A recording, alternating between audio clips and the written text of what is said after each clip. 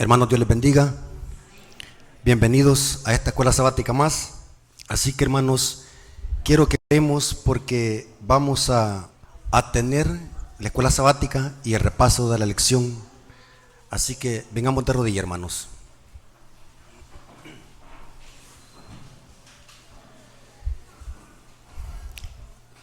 Bendito Señor que estás en el cielo, santificado sea tu nombre. Te damos gracias porque nos has permitido reunirnos en este sábado santo, día especial. Gracias porque vamos a iniciar la escuela sabática. Esta escuela sabática viene supremamente interesante. Viene hablando de temas controversiales que muchos cristianos los malinterpretan y los sacan de contexto. En este momento, Señor, danos discernimiento para que podamos aprender de tu palabra, podamos conocer lo que significan esos temas que vamos a estudiar en esta hora. Bendice a todos tus hijos, todo el pueblo de Dios que está presente en esta ocasión. Quédate con nosotros, Señor, a través de la presencia del Espíritu Santo. Te lo suplicamos en el nombre de Jesús. Amén. Ok, hermanos, quiero dar la bienvenida a nuestros hermanos que nos visitan del Socorro y también del Milagro. Y también a los hermanos que nos visitan, yo creo que es de La Flecha, ¿sí? Así que sean bienvenidos en el nombre de nuestro gran Dios y Salvador Jesucristo. Queremos, hermanos, para no perder más tiempo, queremos de entrar en lleno a lo que dice la escuela sabática y la lección. Saben, hermanos, estos temas son supremamente interesantes que como adventistas debemos de conocer al derecho y al revés. ¿De qué viene hablando la lección? El título de la lección es, ¿cuál es? Pasajes contradictorios, pero hay una pregunta. Hermanos, estos temas son muy profundos, así que vamos a tratar de hacerlos entendibles, vamos a ir al grano para que podamos nosotros asimilar lo que Dios dice en su palabra. ¿Estamos de acuerdo, hermano? Porque para explicar detalladamente y minuciosamente estos temas se necesita mucho tiempo. Así que vamos a ir a grandes rasgos, vamos a ir al grano y al punto. La lectura bíblica, ¿qué es lo que dice, hermano? Juan 5:39 dice: escudriñad las escrituras, porque a vosotros os parece que en ellas tenéis la vida eterna, y ellas son las que dan testimonio de mí. ¿Qué es lo que hay que hacer? Hay que escudriñar las escrituras. En el griego, esta es una afirmación. Cristo le está diciendo a los fariseos: ustedes escudriñan las escrituras porque os parece que en ellas tenéis la vida eterna y ellas dan testimonio de mí. En esta ocasión Cristo se refería a las escrituras del Antiguo Testamento, porque por ende ellas existían. ¿Qué es escudriñar las escrituras? Escudriñar significa buscar una cosa diligentemente hasta encontrarla. No es lo mismo leer que escudriñar. Dios quiere que escudriñemos, que profundicemos en su palabra. Hay muchas personas que solamente son lectores. Se aprenden versículos de memoria, pero cuando se les dice, explíqueme qué significa este texto, no saben explicarlo. Porque una cosa es leer y otra cosa es escudriñar. Ahora, quiero hacer como introducción algunos ejemplos o algunas herramientas que se deben de usar a la hora de estudiar la Biblia. ¿Cuáles son algunas de las herramientas que yo uso en lo personal para estudiar la Biblia? Alguien puede tener otras herramientas y pueden haber muchas herramientas para estudiar la Biblia. ¿Cuáles son esas herramientas? Quiero que las anoten y se concentren. Si usted quiere ser una persona estudiosa de las Escrituras y no torcer las Escrituras, aplique estos principios que vamos a estudiar. ¿Por qué los protestantes y católicos tienen interpretaciones erradas de la Biblia? Porque ellos lo que buscan es que defenderse. Escuchan los videos de Luis Toro o de Armando Aldulcín y empiezan a torcer la Biblia, o de Cash Luna. Entonces, pero eso es erróneo. ¿Cuáles son los principios para entender la Biblia o para estudiarla? Hay que orar primero. Siempre a la hora de estudiar la Biblia hay que orar. Eso es bien importante, pedir la dirección del Espíritu Santo. Segundo punto, usar una concordancia. Para estudiar la Biblia es importante usar una concordancia. ¿Para qué sirve una concordancia? Eso nos ayuda a buscar todos los textos que hablan de lo mismo. Pero hay una concordancia exhaustiva, que es la concordancia Strong. La puede descargar en línea o si no, cómprela.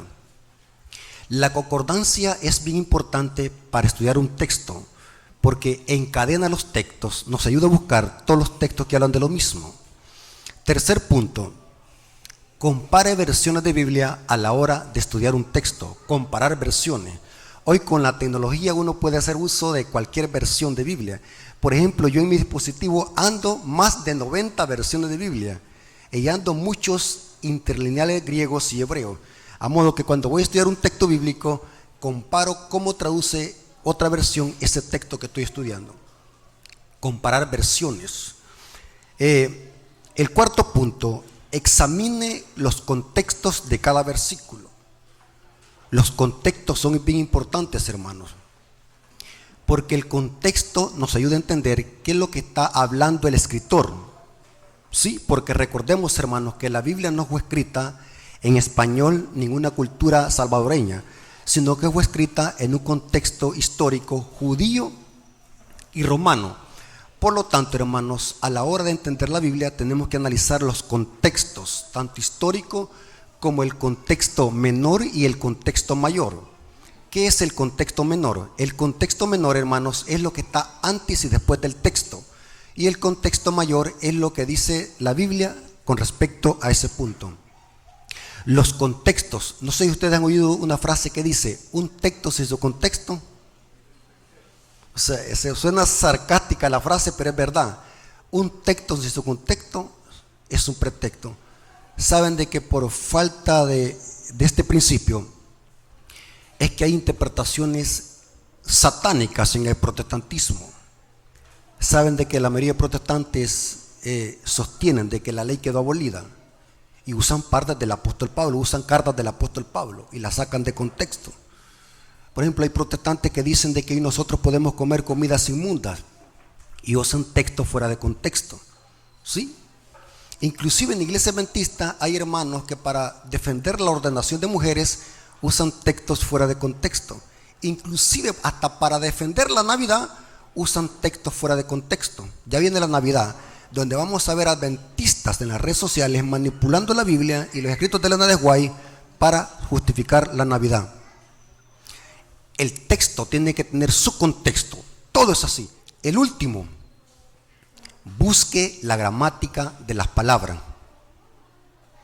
A la hora de estudiar un texto, busque la gramática de las palabras. ¿Qué significa la gramática? ¿Cómo lo traduce el griego y el hebreo? Por ejemplo, Romanos 10:4. ¿Qué dice Pablo? Porque el fin de la ley es Cristo. ¿Qué dicen los protestantes? Que cuando vino Cristo a morir en la cruz del Calvario, la ley ¿qué? Caducó. Pero saben que ese texto, cuando uno se va a la gramática, dice Pablo, el telos de la ley o de la Torá es Yeshua. Lo que Pablo está diciendo, el telos en el griego es el objetivo o la meta o el propósito de la Torá es llevarlos a Yeshua. No está diciendo que la ley caducó con Cristo, sino que el objetivo de ¿qué? De la ley, el propósito de la ley es llevarnos a Cristo. ¿Verdad que bien hermoso cuando se estudia la Biblia con disciplina? Y católicos y protestantes desconocen rotundamente esto que estamos estudiando aquí, hermanos. Por eso es que hay unas grandes blasfemias que predican. Ahora, hermano, basándonos en eso, vamos a ir en lleno a lo que dice la lección de escuela sabática. La lección de escuela sabática dice, en la introducción, que cuando alguien nos pregunte la razón que hay en nosotros de la fe que tenemos, ¿qué hay que decir? ¿Hay que quedarnos callados? Hay que responder. Pero para poder responder, ¿qué significa eso? Hay que saber, hay que estudiar. ¿Sí, hermano? Y quiero decirles, hermanos, lo siguiente, y lo digo con respeto. Lastimosamente en la iglesia adventista hay poco conocimiento sobre estos temas. Por eso es que es bien importante que estos temas los estudiemos, hermano. Hay poco conocimiento. Hermanos, la lección de escuela sabática viene hablando de temas aparentemente contradictorios, aparentemente, Pero, hermanos, la Biblia no se contradice. ¿Sí? Hay aparentes contradicciones. La contradicción está ¿dónde? En la mente del lector. Pero la Biblia no se puede contradecir. ¿Por qué razón? Dice el apóstol Pablo, toda escritura es inspirada por Dios, por lo tanto no se puede contradecir. Hay aparentes contradicciones. ¿Entiende qué significa la palabra aparente? Aparentemente. Pero cuando uno hace un estudio serio del texto, la Biblia no se contradice. Ahora, hermanos, la lección de escuela sabática no profundiza mucho, porque recuerden de que lo que busca la lección de escuela sabática es presentar los temas a grandes rasgos. Esperamos que los maestros de escuela sabática en diferentes países hayan sabido explicar de una manera profunda y sistemática esta clase de temas. Esperamos, ya que la lección de escuela sabática es una lección mundial. Esperamos que se haya hecho una buena exposición sobre estos temas y la iglesia haya quedado clara, y espero que en esta mañana ustedes puedan quedar claros respecto a lo que dice la lección de escuela sabática referente a esos temas que toca. Quiero decir, hermanos, lo siguiente: ¿cuántos de los que están aquí tienen la lección de escuela sabática? Si no la tiene en físico, es posible que la tenga en digital, pero todos la tenemos para que los podamos colocar en el marco. Y si no la tiene, hermanos, yo creo que también tiene su Biblia. ¿La Biblia la tiene? Sí. ¿Trajeron su Biblia aquí? Ok. En la lección de escuela sabática viene tocando temas difíciles de entender. ¿Qué dice el apóstol Pedro? El apóstol Pablo escribió cosas difíciles de entender. Pero ¿qué es lo que hacen los indoctos? Las tuercen las escrituras para su propia perdición. Hermanos, ¿creen ustedes de que si yo tuerzo la escritura me puedo perder? Sí, ahí dice, torcer la escritura. Hermanos, la lección de escuela sabática toca algunos puntos. Toca la parábola del rico y Lázaro, el ladrón en la cruz, la frase que dijo Pablo, partir y estar con Cristo, y los espíritus encarcelados. Hay muchos temas que los protestantes tuercen, pero este es uno de los más comunes que tuercen. Ahora vamos a analizar a grandes rasgos cada uno de los temas que se tocan aquí. Y quiero que se concentren, hermanos, porque vamos a dar información que les va a servir. ¿Están aquí todavía? ¿O ya se fueron? Hago esa pregunta siempre porque muchos hermanos podemos estar aquí físicamente, pero nuestra mente es que en otro lugar. Por eso es que le hago la pregunta muy a menudo. ¿Están aquí todavía? ¿O ya se fueron? Ok, hermano. Vámonos al rico y Lázaro. Una parábola que encontramos en Lucas 16. ¿Para qué usan esta parábola los protestantes y católicos? Me quedé impactado que católicos y protestantes están usando los mismos versículos para defender que el alma es inmortal. Hermanos, según la Biblia, ¿cuál es el estado de los muertos? Dice la Biblia que los muertos están ¿dónde? En el sepulcro, esperando ¿qué? La resurrección. ¿Qué es el alma? Noten que vamos a grandes rasgos. ¿Qué es el alma? En el hebreo, la palabra alma es nefesh, que significa ser viviente, animal o alma viviente, o persona, o vida. Y algunos pasajes lo usan como pronombre personal. Según la Biblia, nosotros tenemos un alma o somos un alma. ¿Qué dicen ustedes? Adventistas, estos temas ya los hemos tocado. De paso, en mi canal tengo cada uno de estos temas bien detallados. Todos los he explicado de una forma detallada. Según la Biblia, así como estamos, somos ¿qué? Un alma. Pero allá afuera los católicos y protestantes, ¿qué es lo que dicen? Que cuando la persona muere, el alma ¿qué? Sale del cuerpo y el alma es inmortal. Y el catolicismo romano enseña de que las almas del purgatorio. Y hay que rezar porque las almas están en el purgatorio. Inclusive usan esta parábola. Luis Toro, el sacerdote más experto en manipular la Biblia, usa esta parábola para sostener de que existe un purgatorio. Pero según la Biblia, cuando morimos, ¿qué pasó con el alma? Dejó de existir. Lo que vuelve a Dios, ¿qué es lo que vuelve? Según Eclesiastés 12:7, el hálito, el neuma, el ruá, el espíritu, el soplo de vida es el que vuelve a Dios. La persona dejó de existir, está en el sepulcro inconsciente, esperando que la resurrección de los muertos. Este es el concepto bíblico del estado de los muertos. Ningún muerto, hermanos, está en el cielo ni en el infierno. Los muertos, ¿dónde están? En el sepulcro, esperando la resurrección. Todos los muertos, sean justos o impíos, están en el sepulcro. Entonces, cuando un protestante llegue a su casa a decirle: hermano, si usted muere, ¿a dónde iría hoy? ¿Qué le va a responder usted? Yo le digo: al sepulcro. Así dice la Biblia. Vamos al sepulcro.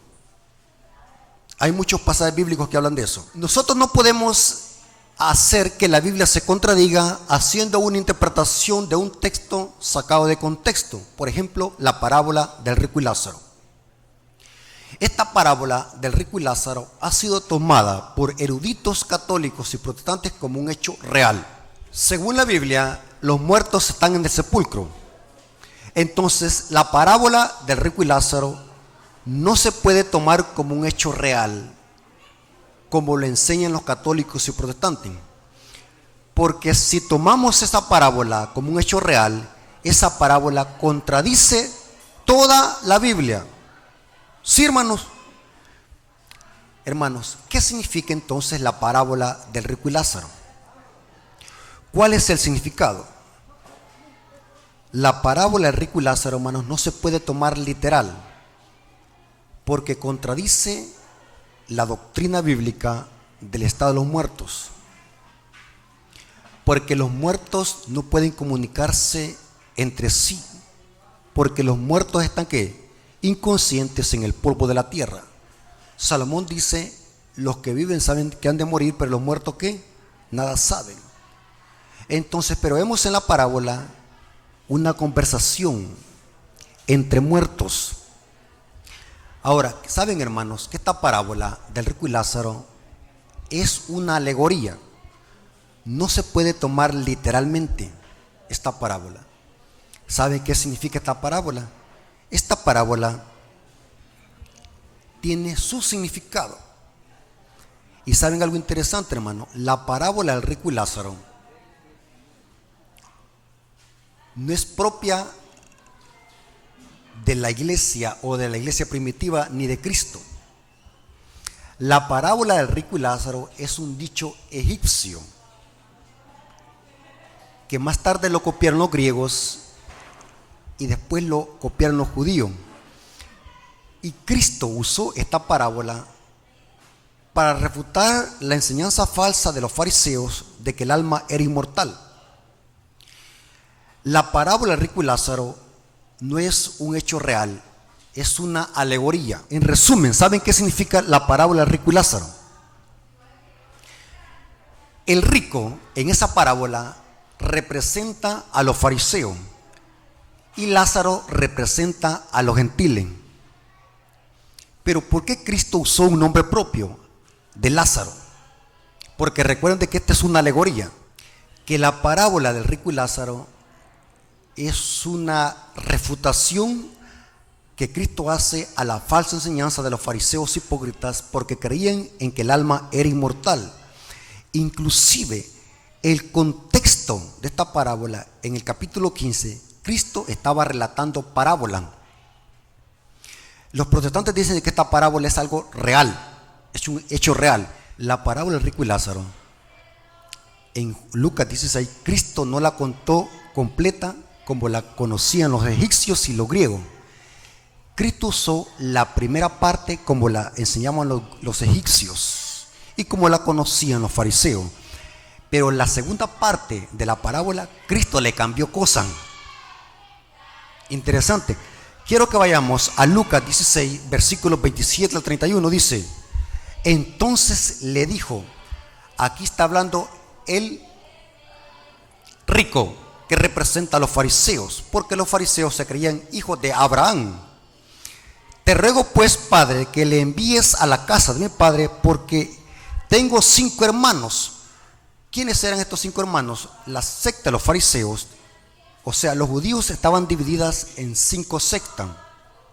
Y los fariseos tenían 5 sectas. Estas eran los escribas, los celotes, los herodianos, los saduceos y los esenios. Eran las sectas en que estaban divididas los judíos. Pero noten qué es lo que está diciendo el rico. O sea, los fariseos, porque esta era una creencia de los fariseos. Te ruego pues, Padre, que le envíes a la casa de mi padre. O sea, el rico está diciendo: manda a un muerto para que le avise a mis 5 hermanos. Dice: que le envíes a la casa de mi padre, porque tengo 5 hermanos, para que le testifique, a fin de que no vengan ellos también a este lugar de tormento. Y Abraham les dijo: a Moisés y a los profetas tienen. Esta es una evidencia que eran los judíos, porque quienes tenían la ley y los profetas, ¿quiénes eran? Los judíos. Y sigue diciendo: a Moisés y a los profetas tienen, óiganlos. Y entonces dijo: no, padre Abraham, pero si alguno fuese a ellos de entre los muertos, se arrepentirían. Mas Abraham le dijo: si no oyen a Moisés y a los profetas, tampoco se persuadirán, aunque alguno se levantare de los muertos. En otras palabras, hermanos, los fariseos representados en esta parábola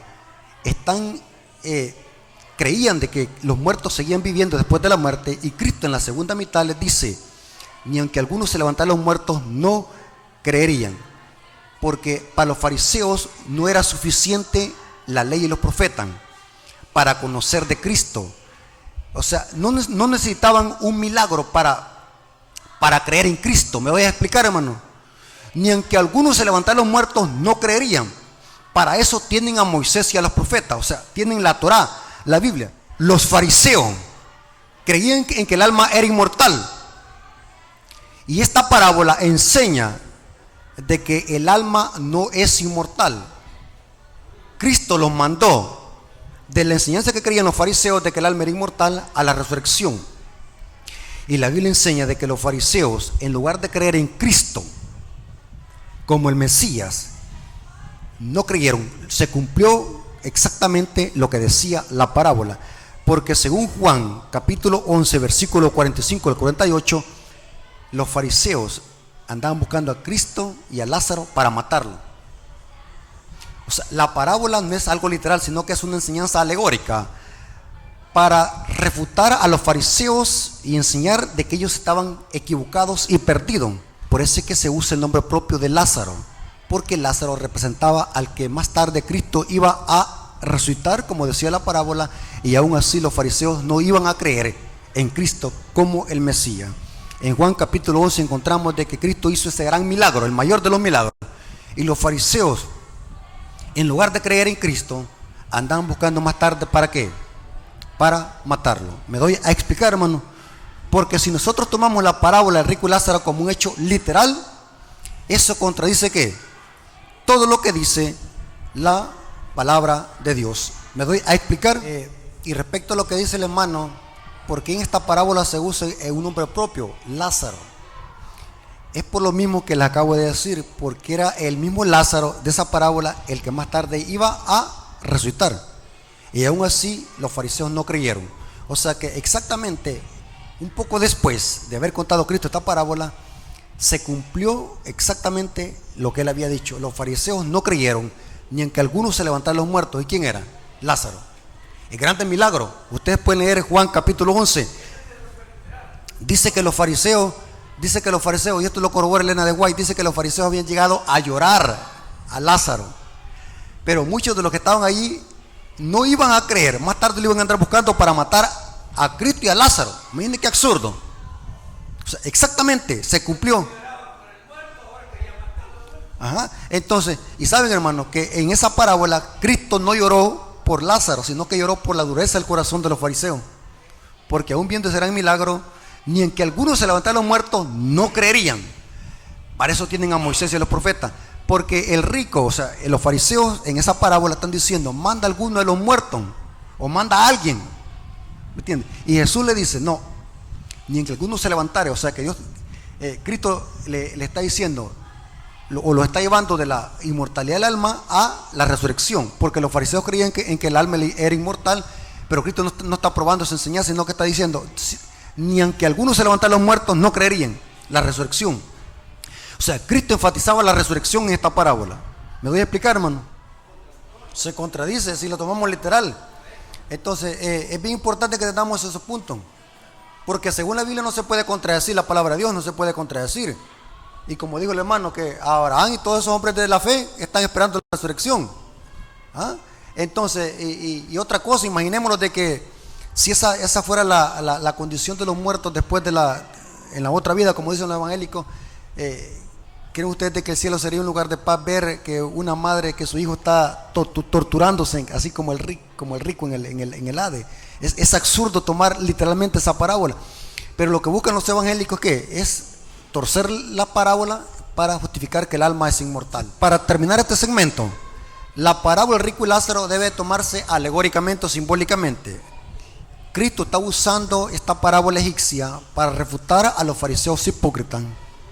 Y la primera mitad la usa como la creían los fariseos. La segunda mitad le cambia para llevarlos de la inmortalidad del alma a la resurrección. Y esto se cumple exactamente después, cuando Cristo resucitó a Lázaro. Por eso es que en la parábola se usa el nombre propio, porque los fariseos, en lugar de creer en Cristo, lo iban a buscar para matar a él y a Lázaro. Eso es bien importante que entendamos, hermanos. El espiritismo, ¿a dónde se predicó por primera vez? En el Edén. No moriréis, que somos inmortales. Según la Biblia, el único inmortal, ¿quién es? Es Dios, el único mortal. Nosotros buscamos la inmortalidad. ¿Cuándo la vamos a tener? Cuando Cristo venga por segunda vez. Esto mortal se vestirá ¿de qué? De inmortalidad, dice Pablo. Entonces, yo sé que es muy poco tiempo para explicar todos estos puntos, hermanos, pero la parábola del rico y Lázaro debe de tomarse como una alegoría. ¿Sí? Ahora, vámonos al siguiente punto. La lección viene hablando acerca del ladrón en la cruz. El ladrón en la cruz es otro tema que tuercen los evangélicos y protestantes para justificar que el alma es inmortal. ¿Para qué usan los evangélicos ese texto? Que cuando alguien muere, de un solo se va para el cielo. Imaginen qué absurdo esta creencia. Yo les pregunto, si ustedes creen de que cuando alguien muere inmediatamente se va para el cielo, entonces ¿para qué Cristo va a venir? Pero según la Biblia, los muertos están en el sepulcro esperando la resurrección. Pero noten cómo dice Lucas 23, 42 al 43. Esto cuando Cristo estaba crucificado con los dos ladrones a sus costados. Y noten que un ladrón, ¿qué es lo que le dice? Y dijo a Jesús: acuérdate de mí cuando vengas en tu reino. Hermanos, yo no sé por qué los evangélicos leen la Biblia a lo loco. Si el ladrón en la cruz, ¿qué es lo que estaba pidiendo? ¿Qué es lo que estaba pidiendo, hermano, el ladrón en la cruz? No estaba diciendo, llévame al momento de morir. Pero viendo los evangélicos, dicen otra cosa. El ladrón, noten cómo dice, acuérdate de mí cuando vengas en tu reino. O sea que el ladrón en la cruz tenía claro el concepto de ¿qué? Del estado de los muertos. ¿Sí o no, hermano? ¿Y saben por qué lo tenía claro? ¿Quieren esta información? ¿Quieren esta información? El deseo de toda la gente dice que este ladrón en la cruz había sido cristiano, seguidor de Cristo, pero se había descarriado. Se había descarriado, conocía el evangelio. Por eso es que a última hora se arrepintió. Eso dice el deseo de toda la gente. Por eso es que dice un evangelio que dice que los dos estaban injuriándole, pero después otro evangelista dice que solo uno le injuriaba. Parece contradicción, pero no. Al principio estaban los dos injuriándole, pero después uno se arrepintió. Esto lo corrobora el deseo de toda la gente. Pero noten que el ladrón tiene claro el concepto del estado de los muertos. Acuérdate cuando vengas en tu reino. El ladrón está diciendo claramente lo que quiere. Y noten cómo dice Jesús. Entonces Jesús le dijo: de cierto te digo, hoy estarás conmigo en el paraíso. Estoy leyendo la versión 1960, Reina Valera 1960. ¿Cómo explicar este texto? Según los principios hermenéuticos, que la Biblia es su propio intérprete, si nosotros tomamos este texto de que el ladrón al momento de morir se fue para el cielo, esta interpretación contradice toda la Biblia. ¿Por qué razón, hermano? Porque ya vimos de que según la Biblia los muertos no están. Ahora, hermano, aquí va algo interesante. ¿Qué es lo que hacemos los adventistas para interpretar correctamente este texto? Buscar el contexto. Según la Biblia, Cristo cuando murió, ¿para dónde se fue? La Biblia enseña que Jesús después de su muerte fue al sepulcro, no al paraíso. ¿Saben dónde queda el paraíso según Pablo? En el tercer cielo. Pero Cristo cuando murió no se fue para el paraíso. ¿Se fue para dónde? Para el sepulcro, tal como decía Salmos 16, versículo 10 y Hechos 2:27. Cristo se fue para el Seol, para el Hades, o sea, el sepulcro. Estuvo 3 días en el sepulcro y resucitó muy de mañana el primer día de la semana, tal como lo decía la profecía de Jonás.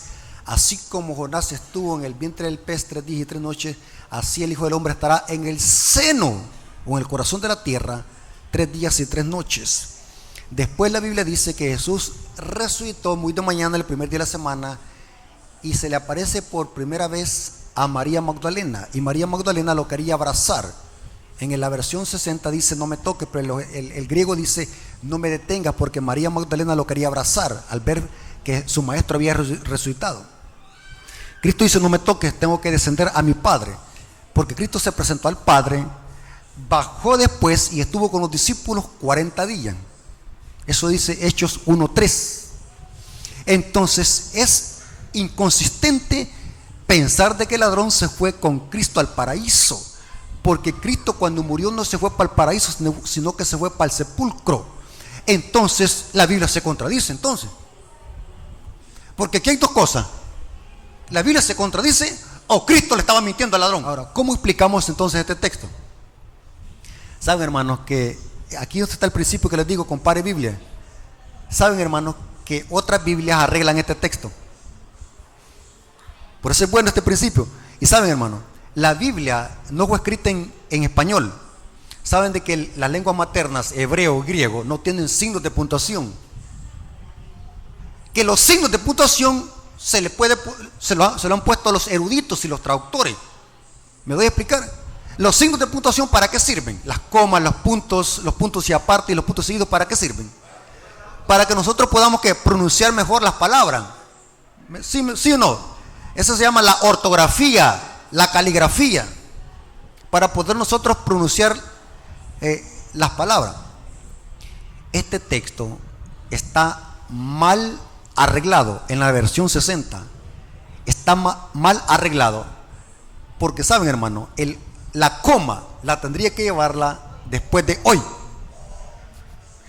Y saben, hermano, yo me quedé impactado. Otras versiones de Biblia arreglan este texto. Sí, no, pero acuerde que hay que ser estudioso. Mira, hermano, la Biblia Codex israelita, noten cómo traduce este texto. Entonces dijo a Yeshua: acuérdate de mí cuando vengas como rey. Yeshua le dijo: sí, te prometo que tú estarás conmigo hoy en el Edén. Era hora como el mediodía, oscuridad cubrió la tierra hasta las 3 de la tarde. Esta Biblia pone la coma después de hoy. La traducción correcta sería: de cierto te digo hoy, coma, estarás conmigo en el paraíso. O sea que si nosotros ponemos la coma después de hoy, la versión 60 no pone ningún signo de puntuación, sino que una sola frase. Al poner la coma después de hoy, enfatiza que Cristo estaba dándole la promesa al ladrón en ese instante que estaría con él en el paraíso, pero ¿cuándo? Cuando viniera Cristo en su reino. Porque el contexto permite esa interpretación. Y otras versiones de Biblia arreglan este versículo, lo arreglan. Por ejemplo, noten cómo dice esta otra Biblia israelita nazarena. Y le dijo Yahshua, acuérdate de mí cuando vengas en tu reino. Entonces Yahshua le dijo, en verdad te digo hoy, y pone 2 puntos, conmigo estarás en el paraíso. O sea que le estaba ¿qué? Prometiéndole que estaría con él en el paraíso. ¿Pero cuándo? Cuando Cristo viniera en su reino. ¿Están conmigo, hermano? Protestantes y católicos no saben explicar este texto porque creen ellos de que los muertos siguen viviendo después de la muerte y al instante se van para el cielo. Puro espiritismo. Correcto. Ajá, entonces, y oigan bien lo que les voy a decir, hermano. Aunque el ladrón estaba pidiendo irse con Cristo al paraíso cuando Cristo viniera en su reino, el ladrón, ¿dónde está bíblicamente? En el sepulcro. Pero cuando el ladrón resucite, ¿cuánto tiempo pasó para el ladrón? ¿Me entendieron? Entonces Cristo está prometiéndole con certeza que estaría. Entonces cuando el ladrón resucite, se cumple la promesa, estarás conmigo en el paraíso. O sea que el texto no se presta a esa interpretación para enseñar de que los muertos se van al instante al cielo. Según la Biblia, los muertos están en el sepulcro. La otra cita que se tuerce, partir y estar con Cristo. Esta otra cita que se tuerce, esto lo dice Pablo en Filipenses 1:23, porque de ambas cosas estoy puesto en trecho, teniendo deseo de partir y estar con Cristo, la cual es muchísimo mejor. Este texto también lo tuercen católicos y protestantes para enseñar de que el alma es inmortal y que cuando la persona muere, el alma se va para el cielo. Y usan este texto. Hermano, hay que tener cuidado con los indoctos que tuercen la escritura. Un texto no se debe de interpretar al lado de su contexto. ¿Cuál es el contexto de este versículo? El apóstol Pablo estaba preso cuando escribió esta carta. Estaba pasando por una gran tribulación. Y el deseo de Pablo era partir y estar con Cristo, o sea, morir y estar con Cristo. Aunque el apóstol Pablo tenía ese deseo, este texto no se puede interpretar o enseñar de que Pablo está diciendo de que él quería irse con Cristo al momento de morir. ¿Me doy a explicar? El énfasis de Pablo era el deseo. Al pasar esta tribulación en la cárcel, estaba sufriendo, azotado, hombre que sufrió mucho por Cristo. Él tenía ese deseo de ya no sufrir tanto en esta tierra y estar con Cristo, morir y estar con Cristo. Pero el texto no se puede usar para interpretar de que el alma es inmortal, porque el apóstol Pablo tenía claro el concepto del estado de los muertos. El apóstol Pablo tenía claro cuándo es que iba a estar con Cristo. Noten cómo dice 2 Timoteo 4, versículos 7 y 8. He peleado la buena batalla, he acabado la carrera, he guardado la fe, por lo demás me está guardada la corona de justicia, la cual me hará el Señor juez justo cuando me muera. ¿Qué dice? En aquel día, y no solo a mí, sino también a todos los que aman su venida. ¿Cuándo es que el apóstol Pablo iba a estar con Cristo? Su venida. ¿Me entiendes? O sea, el deseo y el anhelo de Pablo de no sufrir en esta tierra lo hizo expresar eso. Yo quisiera morir, estar con Cristo, estar en el cielo con Cristo. Pero el apóstol Pablo tenía claro el concepto. ¿Cuándo es que iba a estar con Cristo? En su venida. ¿Verdad que un texto sin su contexto es un pretexto? Y saben de que el apóstol Pablo en muchas cartas, en sus cartas, enfatiza mucho la resurrección. Por ejemplo, en 1 Tesalonicenses 4:13 al 18 dice: los muertos en Cristo resucitarán primero. Luego nosotros los que vivimos seremos arrebatados juntamente con ellos en las nubes y recibiremos al Señor en el aire. Entonces, este texto no se puede usar para eso. Ha sido sacado de contexto, hermanos. El tema de la resurrección está claro en las cartas del apóstol Pablo. El otro tema, los espíritus encarcelados. Este texto también es usado para sostener de que los muertos están conscientes después de la muerte.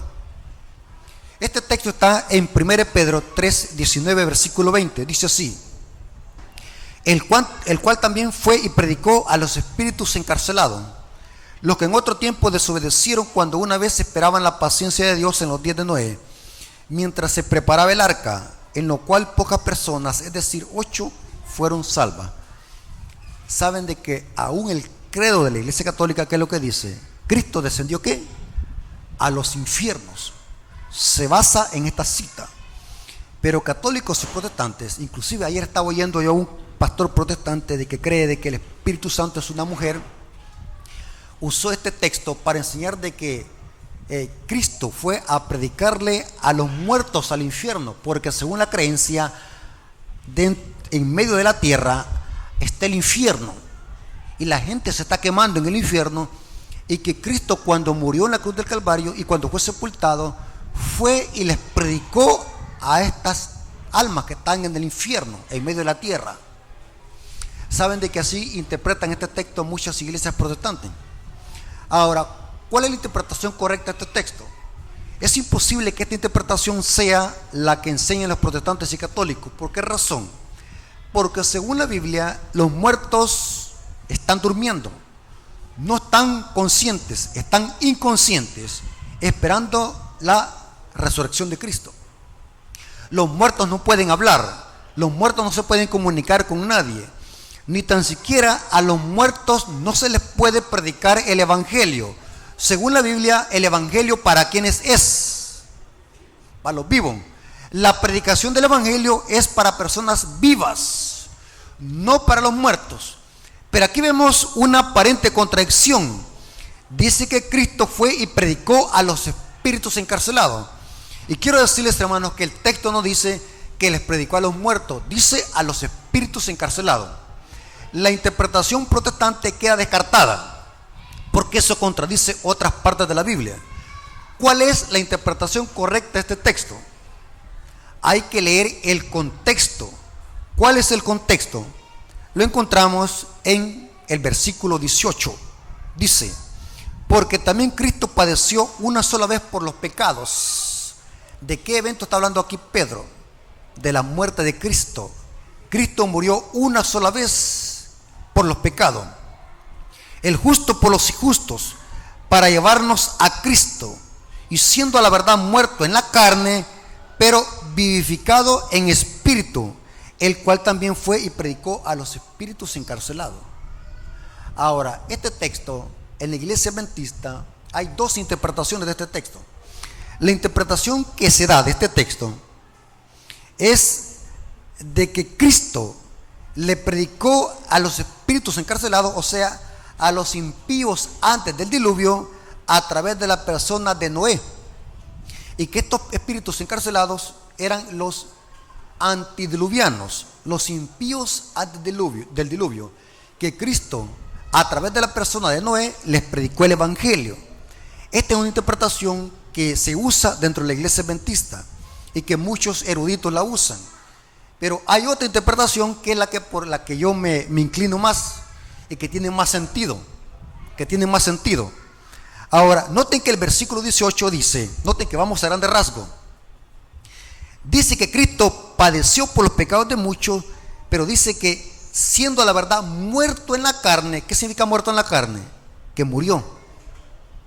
Y vivificado en el espíritu. Vemos aquí dos cláusulas: muerto en la carne y vivificado en el espíritu.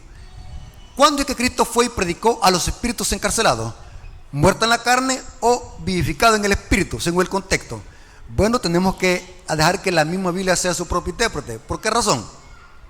Si Cristo fue y predicó a los espíritus encarcelados muerto en la carne, o sea, cuando Cristo murió, eso contradice otras partes de la Biblia, porque a los muertos no se les puede predicar el evangelio.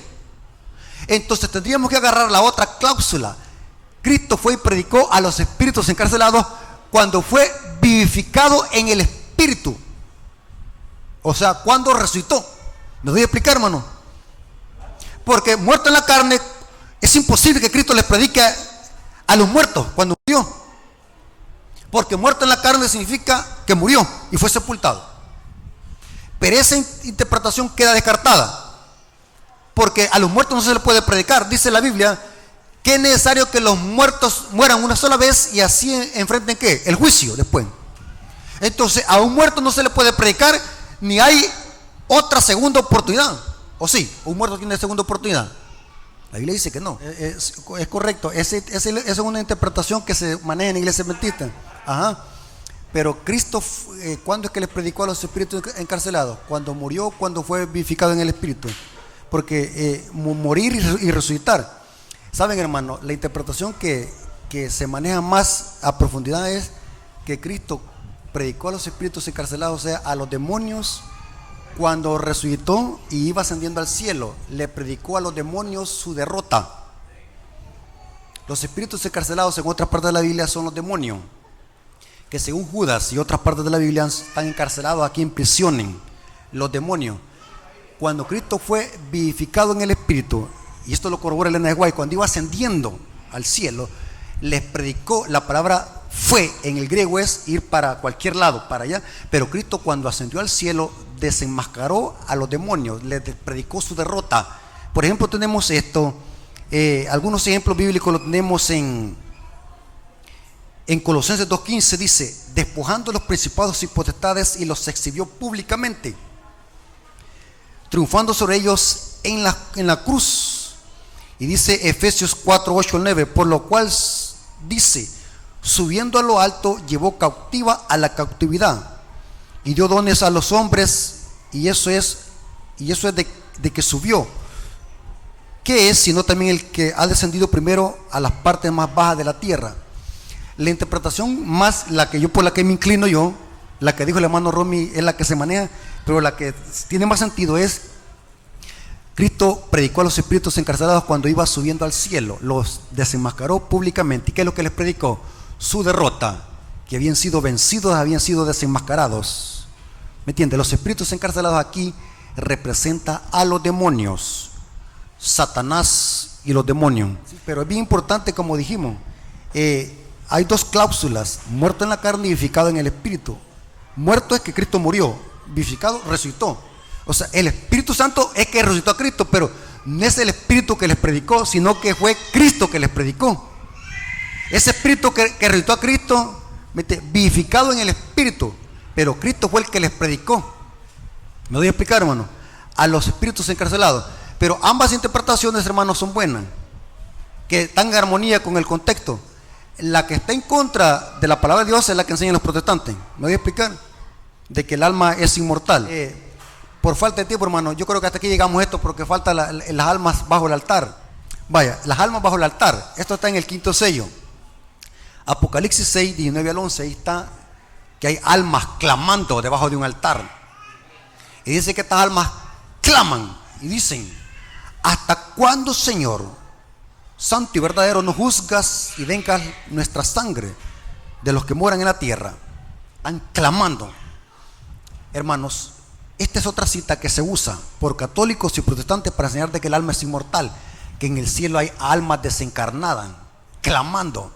Hermanos, esto es imposible tomar esta visión literal, porque en el cielo no hay almas debajo de un altar. Esta es una visión gráfica.